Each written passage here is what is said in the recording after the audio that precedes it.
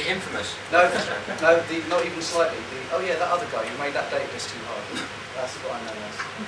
Which is otherwise known as the American Revolt, which you still haven't forgiven me for. Still haven't forgiven me. Just what we were playing, so. I'm Glenn Corpus. I was at Bullfrog from day one. You're the first employee. I was kind of the first employee there, really, arguably the driveway. I worked on everything until 95 or so, and not being Bullfrog until 99. Sorry. Yeah. And I worked on Populous, Carpet, Dungeon Keeper, and mostly as a graphics programmer. In the early days, also graphics and also design in places, but until we hired proper designers like that. I'm not as lofty as these two. I worked at Bullfrog for many years, not quite as long as these two, as I say, but I was generally a sweeper. My name is Andy Nuttall. I worked on most of the games from sort of 94 or so onwards, as various things, producer, coder, did a bit of music on Dungeon Keeper and various other bits and bobs. And now I work for Sky Game Stuff. Quick plug for simply press the red button on your Sky Digibox. The games that you'll see are generally mine. Cool, so if anyone would like to throw any questions into these guys about anything. Yeah, I was just wondering what your made of the retro scene and retro community and how it's grown, and whether you can realise it existed. Is that all of us? Yeah, so all this. Yes, it's all together. 1, 2, 3. Well, do you mean when you say retro? Do you mean retro gaming community? Is that what you? Well, retro gaming and computing. Well, I realised that there was a niche market probably 7 years ago. Yeah. Amongst, I'd say, 25 to 35-year-old age group that sort of were around in the era of the 80s and so on. There's been an 80s revival, hasn't there, over the past few years? You know, you've got all this Britpop thing happening. You know, I think that I certainly realised that there was an impact on it. And my business is called Retro Arcade Machines. It thrives and survives on 25 and 35-year-olds that want to buy and relive their youth and create the games rooms. And I usually, funny enough, find a lot of people in the south. I'm from the north. There's a lot of people in the south with games rooms and stuff that want to relive the childhood. You know, that's my response to it. Yeah, I would say 10, 12 years ago, someone approached me to buy the rights for Drop Zone, which was paying 10 years before that. And they wanted to put it on some console, and they were talking about retro gaming then. And I thought, bloody hell, take cash and run. But here we are 10 years later, it's bigger than ever. So I agree with your point about people my age. Can you speak up, please, Arthur? We need microphone. Yeah, we need microphones next year. And I do think that a lot of people they've got spare cash, disposable income, they're buying what they couldn't get 20 years ago. It's true. Enjoy it. It's true, which is good. It's weird. I'll tell you something. It's weird though. When I look at over the people that we've sold over the years to, you've got people from pop stars and so on.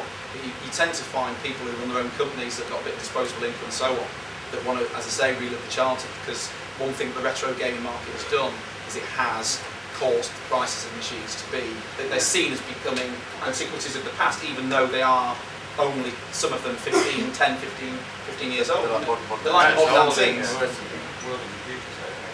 10 years old is old. Yeah, in the world, the weird thing is, in the world of computers, a 10-year-old computer is worth nothing.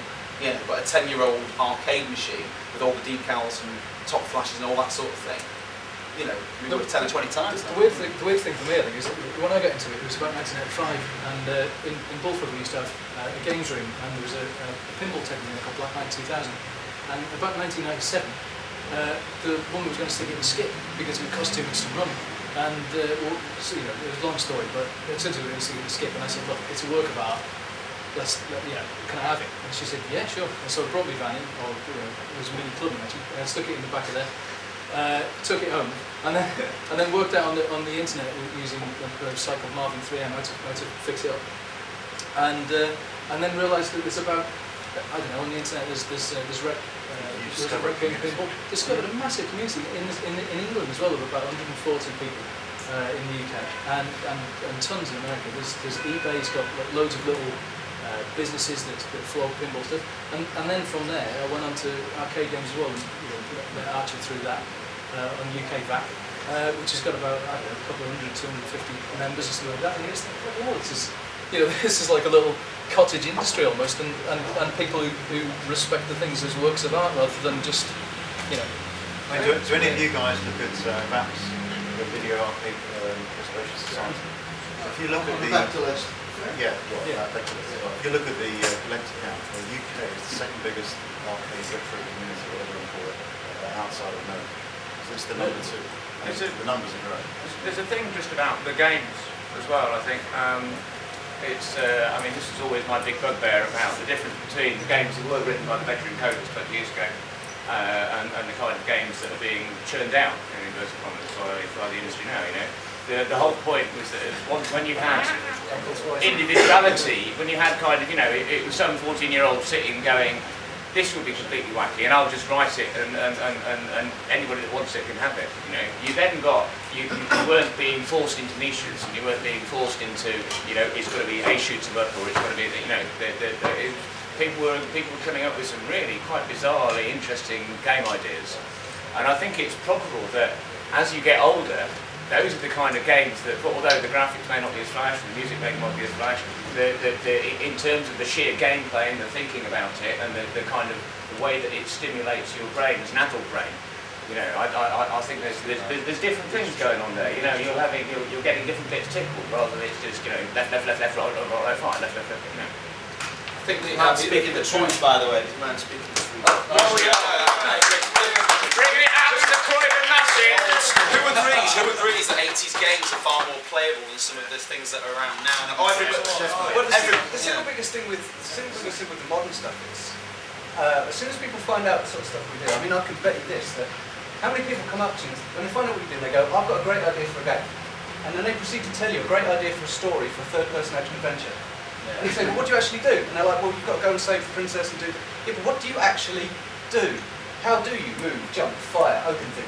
How do you do all that? And no one ever considers any of that stuff nowadays. Whereas that would have been the only thing that they were considering back in the day.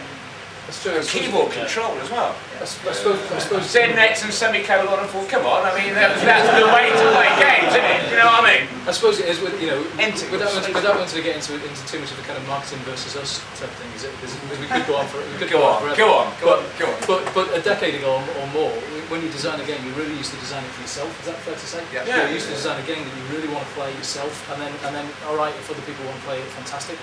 And I'm sure that's where I was playing games in the 80s rather than designing them, but I'm sure that's where all the 80s stuff came from. I just thought, fantastic, let me write a game, I find it really fun to play, stick it in ZX User or whatever magazine it might have been, Sinclair User, and then see if anybody wants to buy it, and all of a sudden they did, and that's what the whole thing grew. But these days it's very much regulation. It's not just red tape, bureaucracy. Yeah. There's so many things you can't write now because of the fact that somebody will come along and say, well, our survey, our focus group tells us that only 13% of people would buy this game, therefore we're not going to bother because it's actually the amount of money that we have to spend on the marketing of the game really wouldn't make it worth it, Whereas actually, when it was, you write it yourself in machine code and you stick an advert in Commodore User and somebody buys it. And It's worse than that. You can't even sell an idea. 10 years ago, you couldn't even sell an idea internal to the company that was Bullfrog and became CGE UK.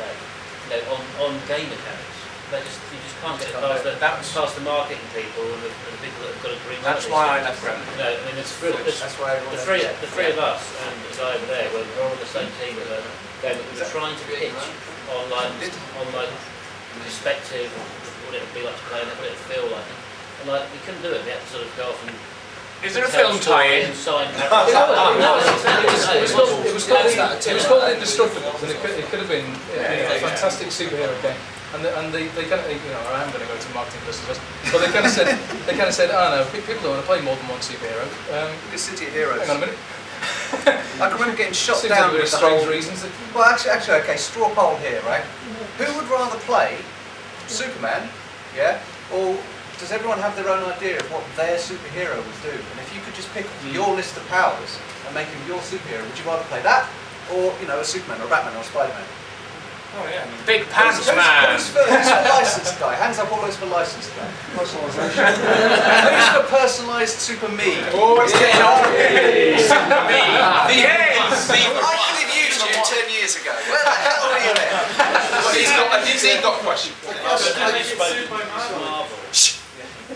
Sorry, Dan. I guess your marketing guys have identified a few different types of gamers. Myself, I've got a short attention span. I like a quick fix, a quick blast on something.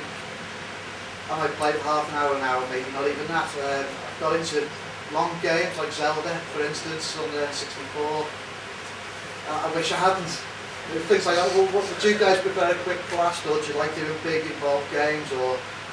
Do you like a quickie, or do you like it slow? If you're asking, I don't know who you're asking, but I personally like a shoot 'em up, and you know where you're going, and you know all this role play. I mean, I was playing I don't know whether it's a PlayStation game, the Star Wars of the Knights of the Old Republic, or something. Oh, in my head, you know, I want it to do what I want, and I want to fire, and that's it. You know, I want things firing at me, and that's what I'm used to. So for me, these role play games and these, I don't want to be having to think about an intellectual pathway to the game. I just want the game to be, you know, simple. That's for me. But I don't know. I think there's a time and a place for both. Yes. Both sorts. There's sort of the high school chasing, immediate blah blah blah blah, I'm done. And then there's the okay, I do actually want to progress this story. But as long as they deliver it in the right size chunk, so you don't have to play for 2 hours before you can then save the game, or you don't have to do all of this particular stuff, otherwise it's going to make you start that bit again. As long as those chunks are manageable enough, then it can be any game you want it to be. That's what I think. One thing with the big console games is they never ever put a quick save in. It's really irritating. You've got anything like a favourite or anything like that, you've got to get to a certain point before you, as you say, before you can save it. Again, I put it to you that as long as that chunk that you have to play is a fine size, then you don't need a quick save. Because if you start going down the quick save route, then you have all sorts of ramifications. For instance, Doom, okay, that was balanced for quick save. You go around the corner, you'd shoot the guy. If you got him, quick save. You go around the next corner, oh, missed him. Oh, just reload that one, right? Dum, dum, dum, yeah. And it's a gameplay experience, but it's probably not the one they intended to when they intended for it when they started making it. But the slow games like Star Republic, as long as you can say where you are, Yeah. it's not such a bad experience. It's just where you've got to get to somewhere where you've done like 3 hours worth of work. Exactly. Then it's like I said, manageable chunks. In the case of Old Republic, probably, I don't know, a 5 or 10 minute chunk of gameplay. Like Alone in the Dark, trying to Yeah. find those goddamn chests. I've done that. Persia relied on quick saves. I'm trying to get. Yeah, exactly. And Doom did as well. So. And you've got a question? Alright, so yeah, this is for Bullfrog, guys at Bullfrog. Were there any games or sequels actually planned, and what's the situation with them? Oh dear. Well, currently. Well, I know that they've. Hang on, how much trouble are we going to get into? I don't know. Spill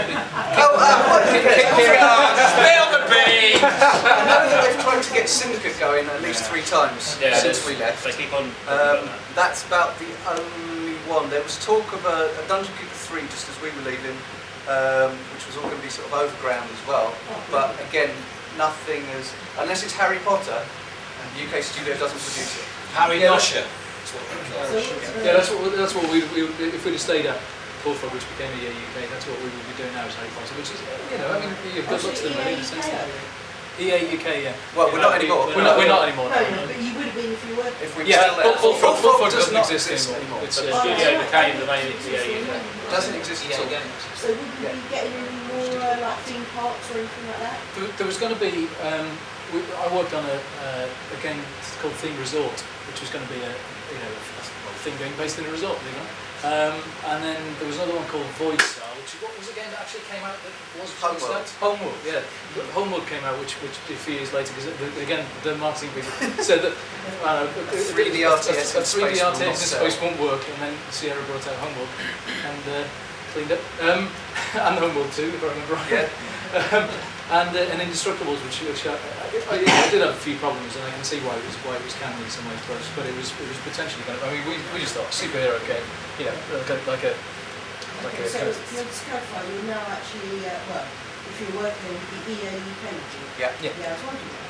Yeah. Yeah, I don't know why. The only place you'll see the Bullfrog logo, incidentally, is if you get a copy of Harry Potter, cast one particular spell, pause the game, zoom the screen in, and you'll see. I've actually used the Bullfrog logo as a sprite in one of the particle effects. That is the only place you can And on the carpet in. and on the carpet in the R&D. There was an old, Alex was telling me before. I didn't actually know this, but we used to have a massive mat on the way into Bullfrog with the big logo on it and stuff.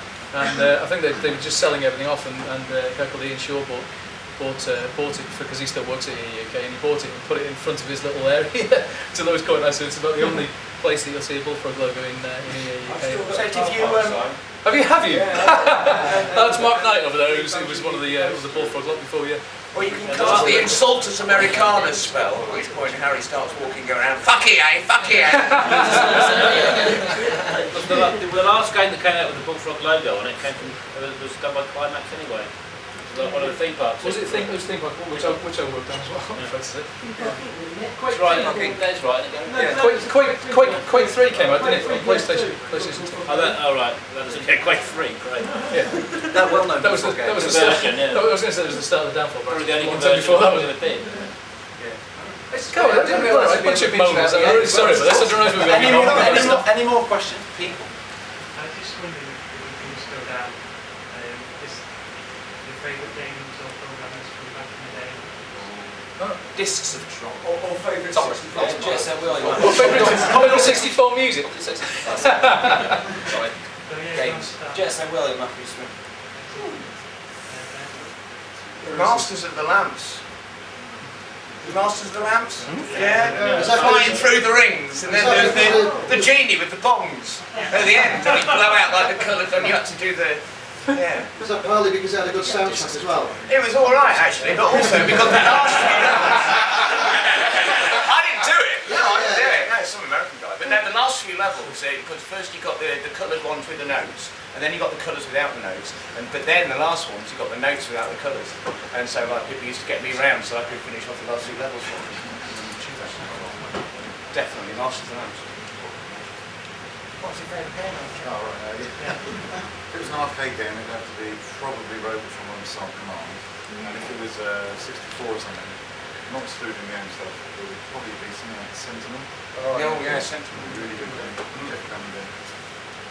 Discs of Tron. I don't know if the Commodore 64 had Discs of Tron. I don't think it did. You went around, didn't you? I'm alive. I mean, arcade-wise, it's got to be 1942, and I've just spent the last half hour playing the one in the cabinet there on 4. I'm killing me. That's brilliant. But home computer-wise, well, Elite burned up a lot of my time, and I used to bunk off school to play Populous. Ironic, really. Yes, isn't it? And the 8-bit games, I mean, I used to just like anything which was, say, completely weird mechanics. I used to like things like Whizball and Spin Dizzy. Sort of all, but actually favourite old game, probably it's a bit newer than that, is the Dungeon Master on the S2. But very different kind of game. So you get to, you just play it rather than more into the few seconds, you know. Just thank you for making it possible to link up an Atari and an S2. Well, S2 and Amiga on Populous. Yeah, for Populous. That burned up a lot more time. That was brilliant. Well, just as an aside, that's the way these guys used to.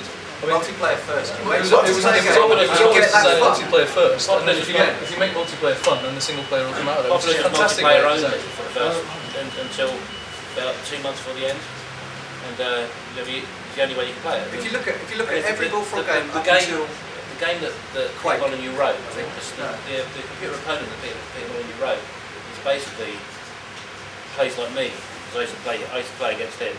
We used to probably spend all day working on it and spend a couple of hours playing it before going down the pub. And he just basically tried and beat me by writing the computer opponent. There wasn't much to it if you actually know how it works. It's very easy to beat it.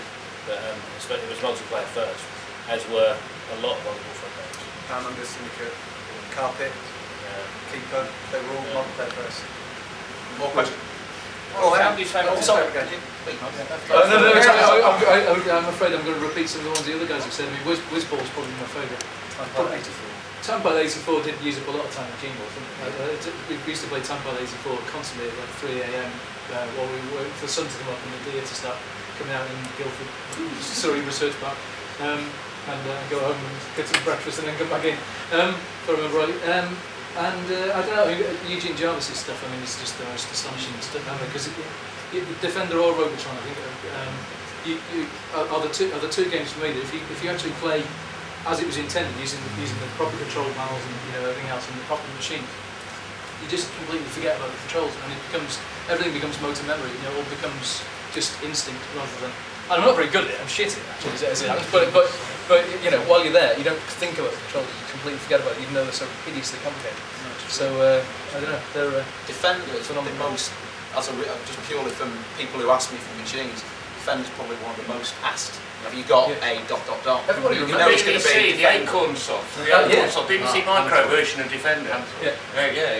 That was kind of the closest. So what's Top Boys working for the Acorn? I played it the day before yesterday, and it is pretty awesome. It's a good old cover.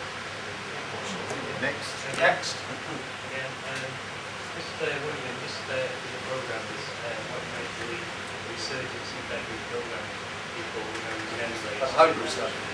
Creating special games and using 64 games and so on.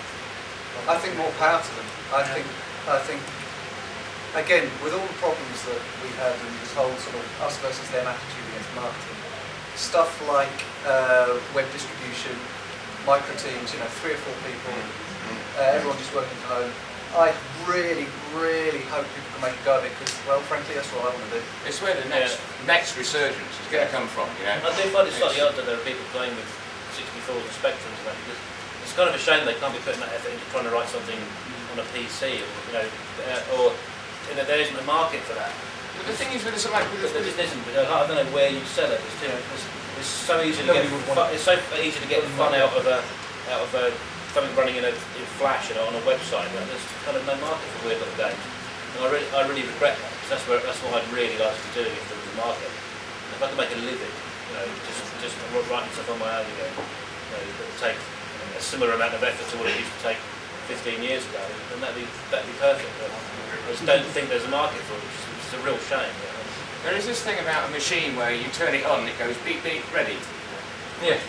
No kind of 3/4 of an hour whilst Windows loads it, and it loads in the DLLs, and it loads, it turned it on. My 10-year-old son, I've just got a BBC for him. But he's been doing some programming on the PC, but I mean, it's no bad. With the BBC, it's all there. He turns it on, it's there, bangs it in the television. You can abuse the thing as much as you like. It's got the BBC Basic, which is was one of the best. Yeah, it's an excellent, and with the built-in machine code, which he's just getting into now. I mean, this is the thing with the bedroom coders. This is like 14-year-olds writing ASM. These days, the students are coming out of university with a bloody degree in Word. Don't start.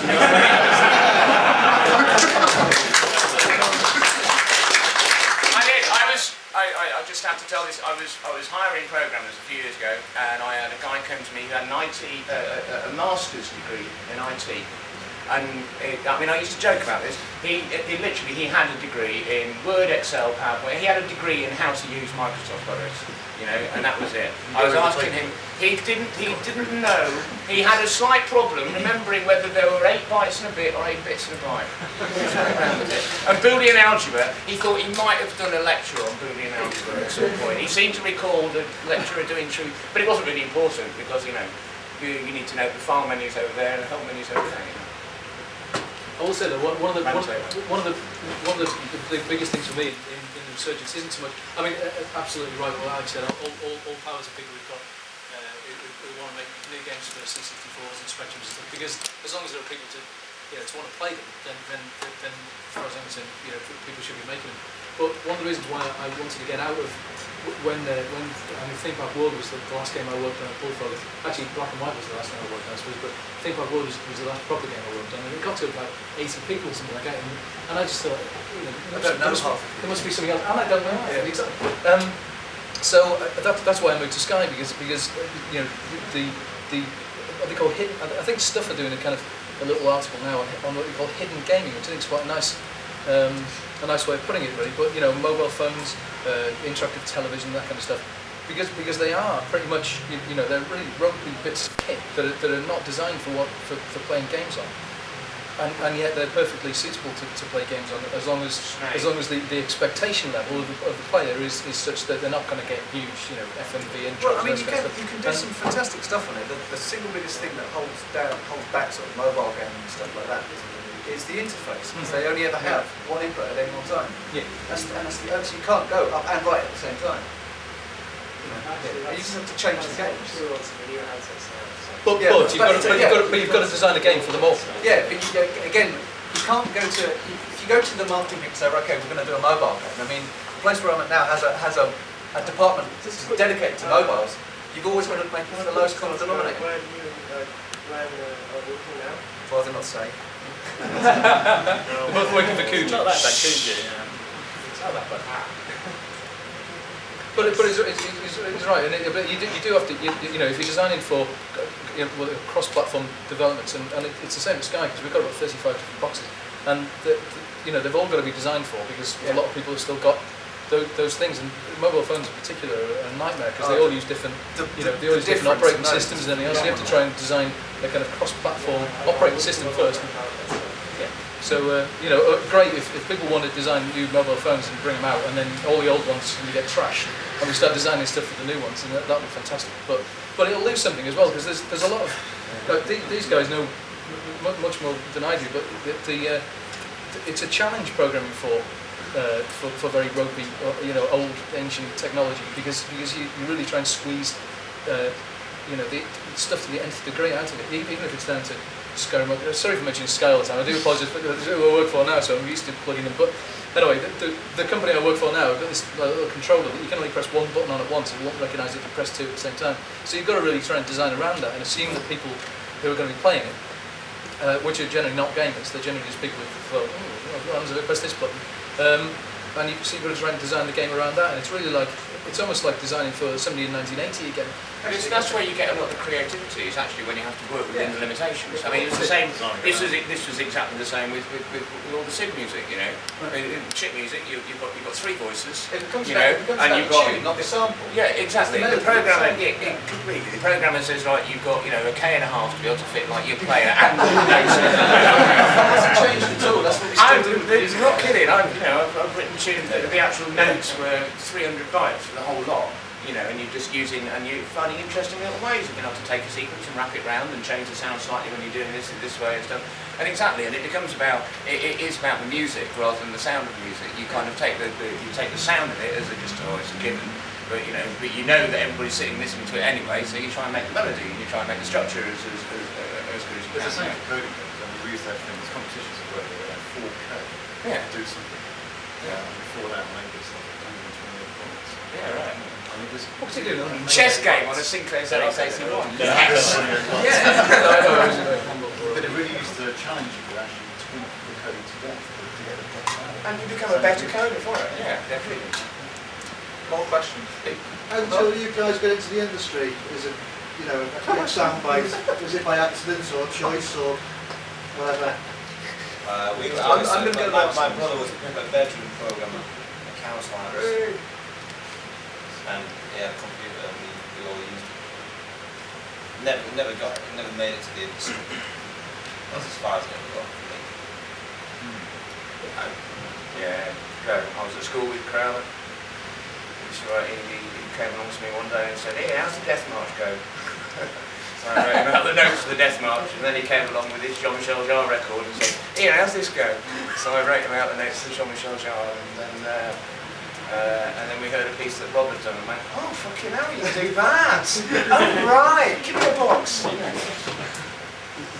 was trying to think actually, I was always playing Atari games as in black and white in the 70s. But around about 1980, Defender and Stargate came out, and someone bet me £1,000 I could do it on Atari. So I did it and it became Project. So you could get £1,000. I think I did well, sure. Well, yeah. Yeah. For me, I used to go down this we had a local arcade, and if you had all those machines now, it'd be like twice the room outside of retro games. If you had them all, you'd be like, wow, look at all these. And I used to play those games. I'm a game player was addicted really to these games, and I just when the market became, because there was a wane in the market where machines became a lot easier to collect, they were a lot cheaper to buy and so on, people throwing them away in arcades, I thought I want to buy some of these things. And so I sort of turned the whole thing around and bought my sort of dream collection of machines. It's like having now it's like having a business where you supply big kids' toys to people, but you're also supplying your own toys. You know, they're yours. You know. So that was that I'm enjoying it. That was for me. It's a hobby business, but it does do quite well. You know. That's me. I'm gonna let Glenn go next. Well, a few years earlier. Yeah, I was working for. I've been computer operating on mainframes and stuff like that. Then I've been working on a very boring job writing software for telex machines for a year. Got made redundant. Was hanging around a computer game shop in Guildford. Bumped into a guy who was working for a company that was about to start doing games called Taurus. And they became Bullfrog. Taurus the Bull. They were doing a relational database on Amigas. And it was just becoming apparent that Amigas were game machines, so they were going to change the games. I went in there for a job as a programmer. They had all the programmers they needed to, and that I could use dpaint a little bit, so I got hired as an artist, which I was for the first few years. That was basically that. Well, I kind of bummed out of school, joined the YTS scheme. They sent me on work placement. Got a bit bored with that. I met Sean Cooper, who was another programmer at Bullfrog, on the bus. He said, "Come in, we're always looking for people." Turned up, chatted to Peter. He said, "When can you start?" I said, 2 weeks. He said, "That sounds good." 2 weeks later, I turned up at the door. He says, "What the fuck are you doing here?" And I said, "I start today." He goes, "No, I never offered you the job." So I spent about 6 months on the dole until eventually he phoned up and said, "Actually, you were quite enthusiastic. Do you still want the job?" This is after the guy we hired instead. Oh yeah. Well, my schoolmate who got the job instead of me. We took him off to America to a show, and he pulled something out. So as soon as we got back, he fucked off back to Chicago. So Should have said that at the start of the day. But yeah. Get Alex back on the phone. Yeah, so there you go. I can hardly recommend that method to anyone. This is how to get into the games industry, the Alex Stroh's ways. Be very patient. Was that the one who was a model? No, that was Sean Cooper. He reached the last 16, last 8, and to close show. The close show. I'm glad So they made him wear some kind of shoe on his head, though. It was terrible. If you saw him, you'd see why he's a model. He's got like David Coulthard's jaw, hasn't he? And the flip hair. He's still at the UK. He's now. No, is it?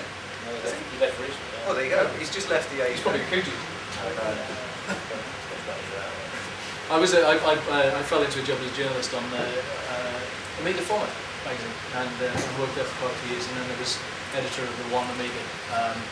And then while I was on that, I thought, why am I doing this? And rang Peter up and said, Peter Martin said, I'm quite, because I've just interviewed him, and I said, by the way, if you need anybody to do anything, I don't really know what, but you know, I quite like the games. And he said, all right, do you want to come in for an interview? And that was almost it. So another, you can't really recommend that as a way. He said, when can you start? And you said 2 weeks. He did say, he said 4 weeks, and sure enough, I showed up. But when I showed up, he said, right, what can you do then? And I said, well, I don't know. So he put me into this, I think it was called associate producer at the time, because it was a kind of, the associate producer was a kind of job title for somebody who has really got to kind of find their own way in the company. And sure enough I did. So that's why I ended up doing bits of music and all sorts of various games, just sort of going out to different teams saying, do you need anything done? for about 6 years. Yeah, looking to. That was great. Yeah, it was lots. There's a chap. Me, yeah? Was it you? I don't know. Are you in the middle? There was a great alternative way to get into Bullfrog. There was once a competition in the Amiga Power Mac. Oh yeah. And Santa. No. It was like you had to build your own version of Space Invaders. And Mike Diskette one. Yeah. Or rather, MC Diskette one. And we gave him one because we thought it couldn't be a real name. No, it was actually a real name, Mike Diskette. It was Mike Diskette who turned up, wrote a lot of stuff like Syndicate Wars, went off to form Mucky Foot, he's still in the industry now. And when he turned up to claim his job, Peter just hid. Interestingly enough, the person who came second in that competition was Dennis, who also got the job. Dennis Hassabis, and then went on to make Republic and stuff like that, and become a millionaire on paper or something. it's quite an interesting, it's an interesting competition.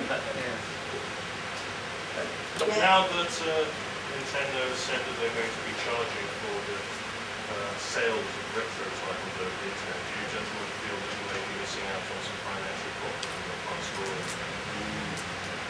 I think that's a pretty massive IP. I'll just probably the best ones to answer that. I think that opens up a massive intellectual property argument. I don't know how they get around that. All their games, Nintendo games. Yeah, they're Nintendo. Yeah, if it's just their stuff, yeah. But if it's like main stuff, it's actually illegal. Be careful, the internet doesn't want to do it. Well, is it true? Is it? Have you heard this? Is this true? No, Revolution will be first off, supplying retro products at price over the internet. I think they're going to have to be very careful. That's all I'll say. The thing is, the person who breaks the law. Yeah, right. If it's Nintendo in-house stuff, then yeah, they can do what they want. But if it's like third party or affiliate label stuff, I'm talking about other stuff, not necessarily Nintendo. The way it works is they provide the emulator, and the person who breaks the law is the one who downloads from somewhere the code, the main code, the game, whatever it is, puts it on their code. So they're sort of implicating millions of people potentially. So Nintendo are putting the responsibility on the person. Yeah, they're putting it on them. They ought to be politicians. But there's quite a lot of that sort of thing going on. Yeah. So I don't know.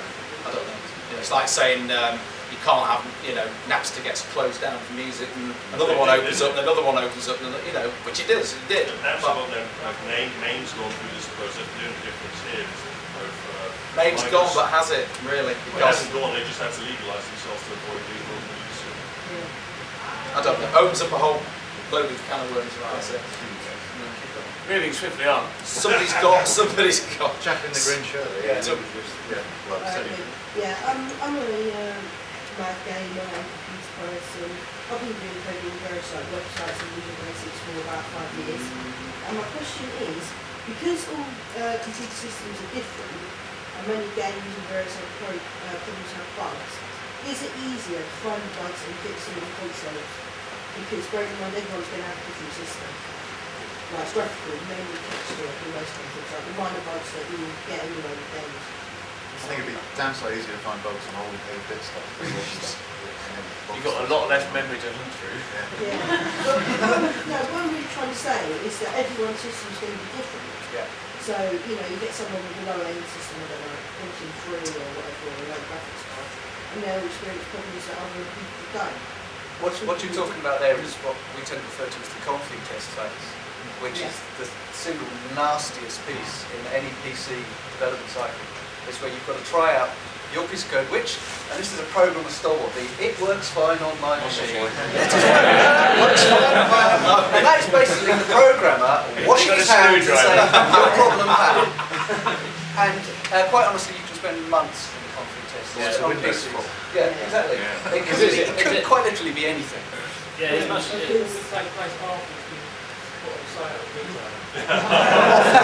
That's what patches are for.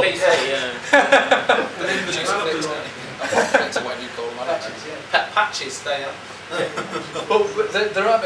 Interestingly, though, there were. I can't remember how many revisions of the original PlayStation there were, but there were quite a lot, and some of them did make some subtle changes. I mean, I'm not a programmer, but there was a lot of changes made as it went along, but they were very subtle, and they did make some differences to programs that have already been written and already been sold. Can't remember exactly what they were, but certainly, I mean, PCs are a nightmare. And it's mobile phones and set-top boxes and stuff like that are a nightmare as well because there's so many of them. They're all different. But consoles, yeah, I mean, they're surely a dream, I think, comparatively.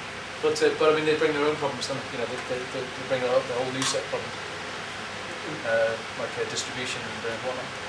This chat in? Yeah, I'm just trying those resolution projects. Sorry, what? So what was that? Is there any resolution projects? Oh, right. It's great. I think it's really great. I kind of love looking around the amount of stuff that's going on now. Because it's funny. It's almost like I suppose for us, as it were, it's history. I mean, it's only 10 years ago, 15 years ago or something, but it is it's the same as 500 years ago history in that if it wasn't documented, we'd lose it. Already the kind of you know, the people that designed and built a lot of these machines are now kind of, they're getting old and dying off, and you're losing a... Well, there's this Bob thingy guy recently, isn't there? And, you know, there's... I mean, and we're not long for it, come on, let's face it, chaps. But yeah, it is history, you know, it's going to be, computer gaming is going to be, in 100 years' time, looked at as an important part of the kind of late 20th century, early 21st century kind of culture, you know, and yeah, there needs to be kind of that documenting and recording, and people that have still got skills, or people that have still got, you know how to. It's like the BBC Doomsday Project, you know, the Doomsday Project that they did in whenever it was, 86 or something, the 1,000 years after, you know, and that was kind of the thing that was done and put on those special BBC laser discs. They put it on laser discs? Yeah. not just laserdisc, on special BBC laserdiscs that only the BBC play. And there's now, I don't believe there are any working ones in the country at all. There's one up in York, isn't it? That they're now busy at York University transferring all of it from laserdisc to kind of some other medium. But you know, again, I thought they buried those. Did they bury them or send them into space? I think, yeah, possibly buried them. Yes. Bury a BBC micro. I thought it was supposed to be when the aliens came, they could bring them, they've got the technology to do that, surely. I don't think the aliens... Surely the aliens would bring BBC. No. I think the thing is, think about it, if somebody doesn't document it, whether it be old arcade machines or, you know, preserving things, who's going to do it? You know, I mean, when you're making them, and again, back in the day, I mean, we were cutting edge, and so it was never history. You never thought, well, this is going to die out. You're just like, oh, this is great fun. And you never then bothered commenting. Right, next one, let's do this, let's do that, let's do the other. And if someone's not actually remembering it, it's gone, isn't it? It's gone. You know, coming back to video games like this. Sorry. Yeah, I went to America last May, or I think it was E3 time, and I came across an arcade collection from one, a game disc garage in Breezer. Has anyone ever heard of Breezer? Well, it's in a Galaxian cab, and it's got bumblebees all over the side, and it's actually a bloody good fun game. I've never heard of it. It's not on anything on the internet anywhere. It's not emulated, nothing. So first thing I did was scan the side art, because I have this huge archive of side art. The other thing was download the ROMs. When we had to get the ROM out of the board, and it was soldered in. And this board is a one-off board, and I've never come across it. We got the chip out, all the legs fell off. So we had this little bit of DIY surgery going on where we soldered new bits of wire, and we got the code off, and the guy who's done it has now got it on me. If it wasn't for that one little incident, that game would have gone forever. It's actually a really good game. Just bizarre.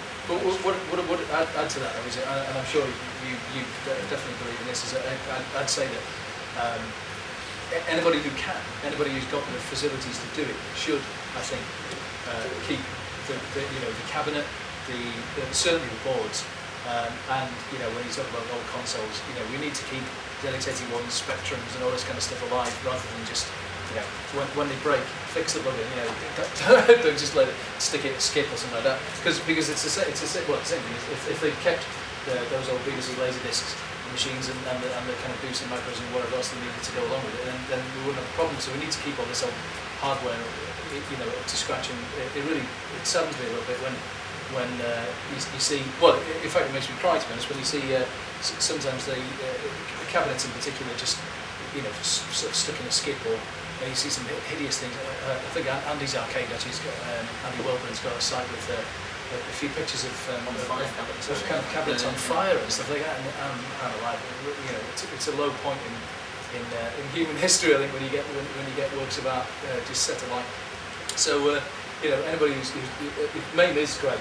MAME does have its place, but for me, it'll never replace the actual stuff that you can hold in your hand and plug into. The BMI has a repository, so you can actually donate them to the BMI. Oh, right. Okay. I mean, just coming on this point, the amount of times that I've been to what they call raid arcades and go to different arcades to buy machines. I must admit, a lot of that has died out now, where you can go to a seaside resort and find those old machines, probably because of me. I've collected and I've collected a lot. But the thing is, the stories that those arcade, if you were ever involved with collecting or anything like that, the stories that these big arcade owners have, these huge areas of expanse with the discs of Tron over there, and it's 6 lines of Space Invaders and all of that. The amount of stories I've heard of them saying, we scrapped that cabinet only last week, and you think, you know, and this is the thing. If there's nobody there to collect them and preserve them, then I think that it would become it just die. Things would move on, obsolescence would happen, and you know that'd be it. So sorry, you try and ask. Do you think that until you display the holding game back, essentially just going to become a more high resolution picture showing whatever? Is the holding game back from being more interactive? No. The thing that's holding us back is not the technology. The technology has let us do lots of cool, wonderful things. The thing that's holding us back is the financial side of stuff. The fact that it's a big business, rather than, because when we were all doing it, we were doing it for fun. Yes, it paid the bills, but we were doing it because what we wanted to do. We wanted to make games. Games today, the public, well, obviously, the public chat generation want too many to play Sky Sports like, you know, in 1920. Well, I think they think they want to play that because that's the one that's out, that's the new thing, and that's what's been marketed at them. But have gone the same way, obviously, the lack of creativity. Exactly. I put it to you though that the lack of creativity is not down to the people, filmmakers going, oh, I've run out of ideas. I bet they've got tons of ideas, but it's the money men who are actually going to pay for that who're saying, actually, I'm not going to give you money to do that because I know that this one over here will sell this many. Yeah. Yours might sell this many, or it might sell that many. We don't know. What do you mean it hasn't got a happy ending? Exactly. We can't sell a film and it hasn't got a happy ending. The technology is good. New generation consoles obviously have got high resolution output, yet they're still displayed over here on 480i display, which is making mockery of the fact that they all output high resolution. It's just sell it to the public. I'll tell you another thing. Well, up until recently, ran a very large team of guys, and the games would cost £2-3 million to do. You need funding to get that sort of game. Now, at the very end of the process, you have to go through a huge amount of submissions procedure with Sony, Microsoft, whoever it is. And Sony will give you a real hard time if they know you're also submitting to Microsoft and blah, blah, blah. However, they have the ultimate right at Sony to go, nah, it's not good enough. Forget it. You can't publish it. You spent that money. After you spent £3 million of someone else's money. And all the investors for those sort of projects are all backing off. If you actually told them,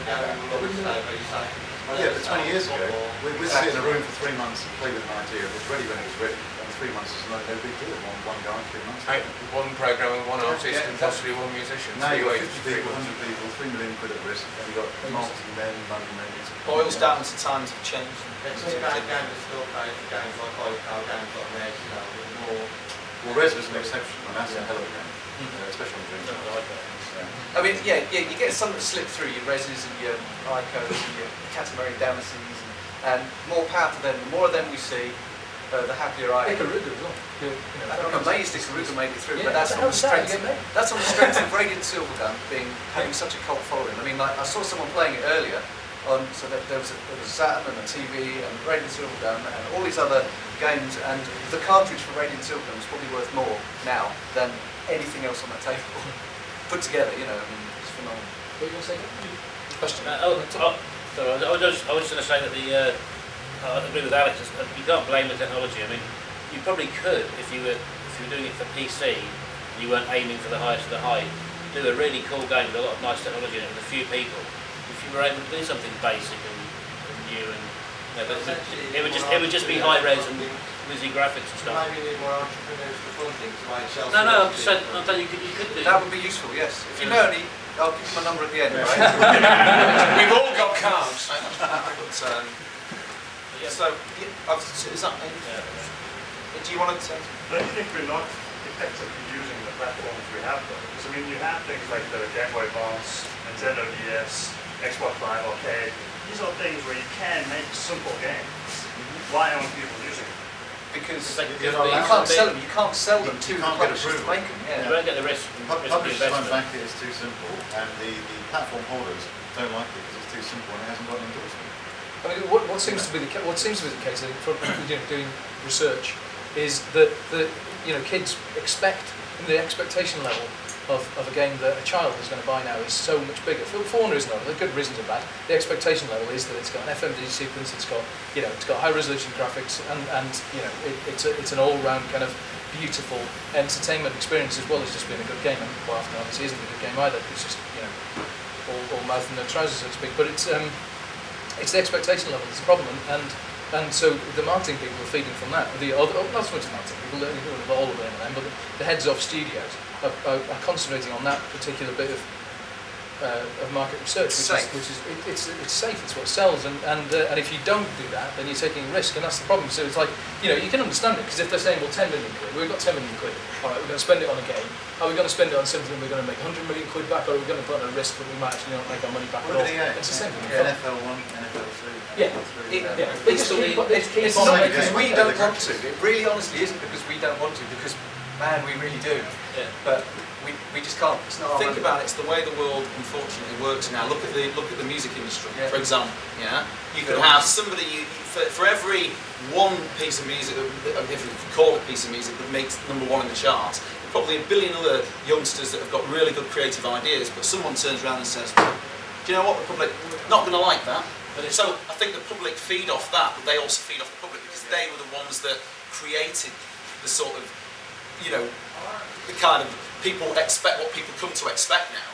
You know, they've created that, haven't they? I mean, it's even worse than the music industry, I think. This is might be a bit offensive to some people, but I think the problem is with hardcore gamers. At least with music, you can release niche stuff. There's a market for hardcore heavy metal, a million different varieties of dance music, whatever. But in games, if you're a hardcore gamer, you don't eke out. No offense, maybe you guys are exceptions, but you don't eke out weird stuff. You play retro stuff. You import your PSP.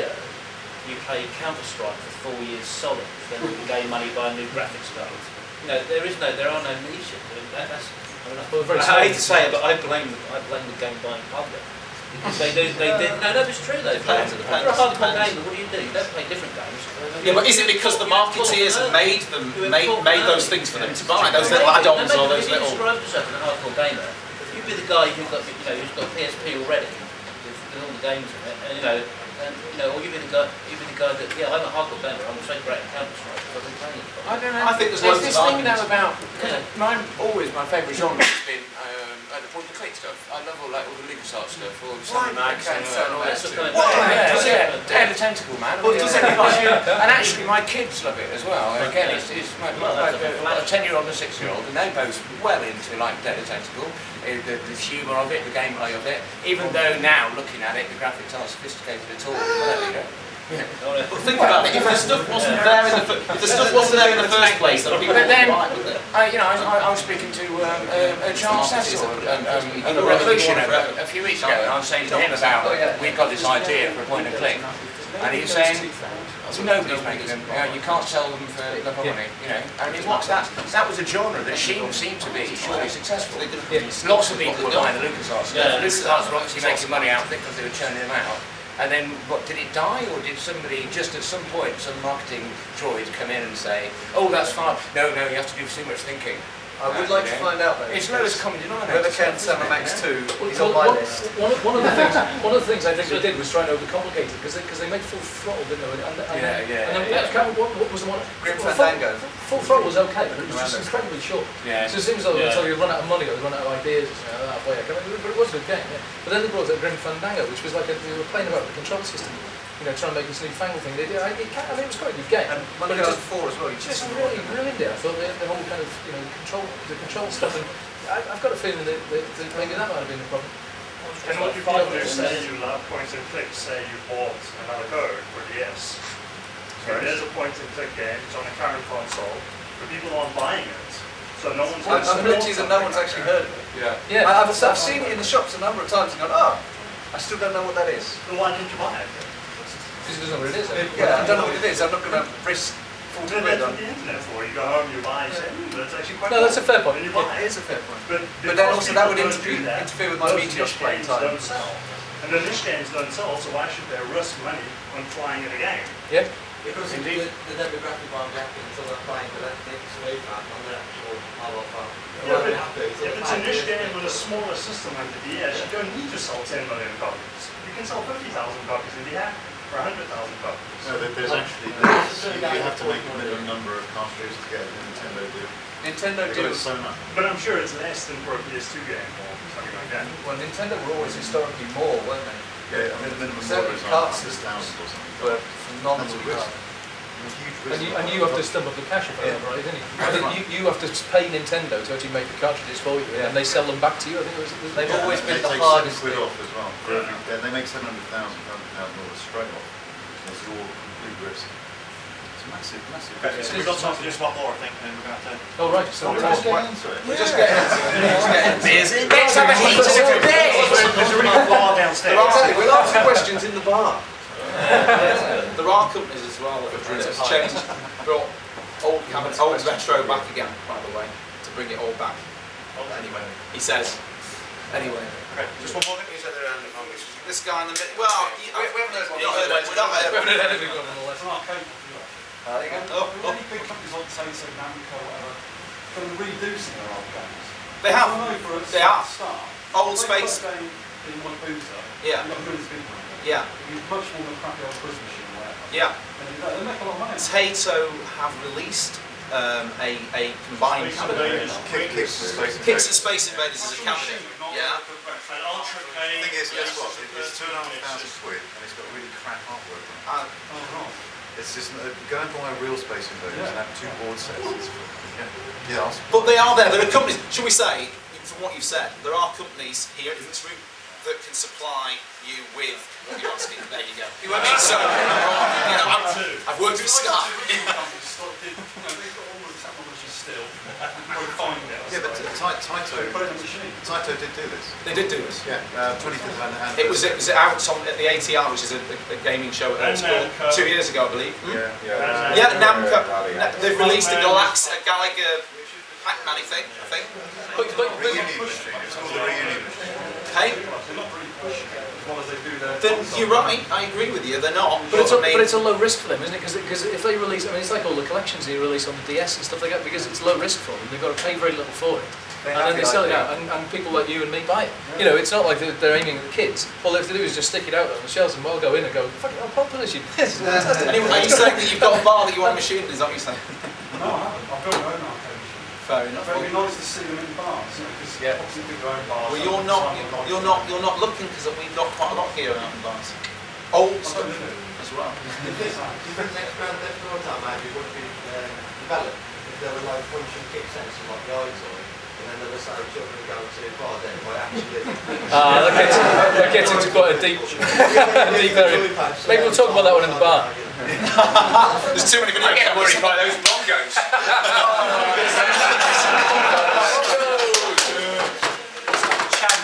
Chav invaders.